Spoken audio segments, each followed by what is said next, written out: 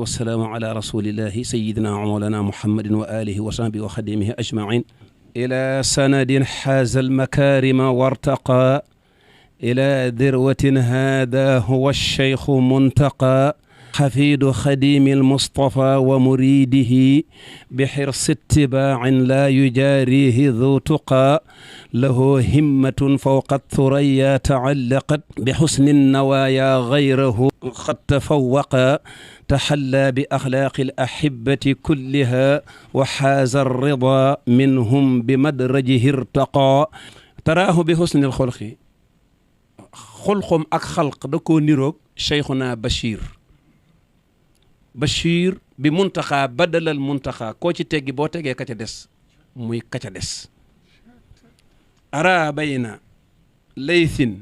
gis naa lu mel ne ak gaynde fii tashabuhi shiblihi niroogim niroog xolobam xolob mooy doomi gaynde gis naa fa ak niroo ca xolob ba ak gaynde ga kan naj may sama in ñu mel ne ñaari biddiwi asamaan ñana mel nag mooy Bachir bi muntaqa yaani Bachir badal al muntaqa muntaqa badal al Bachir ala barakatillahi jalla wa xifdihi takunu baidan han maxaawi fa tuttaqa barke Sëñ Tuubaa wa saxih lahu jisman wa akmilhu munyatan ayaa fatihan faftax lahu dahra muxlaqa فسائركم مختار جاء مهنئا ويدعو لكم عمرا طويلا موفقا تناولوني الحبر فورا ومهرقا أجاري جريرا أو أباري فرزدقا وأرفل في زي الفحول محبرا قريضي لذي الأمجاد والفضل منتقى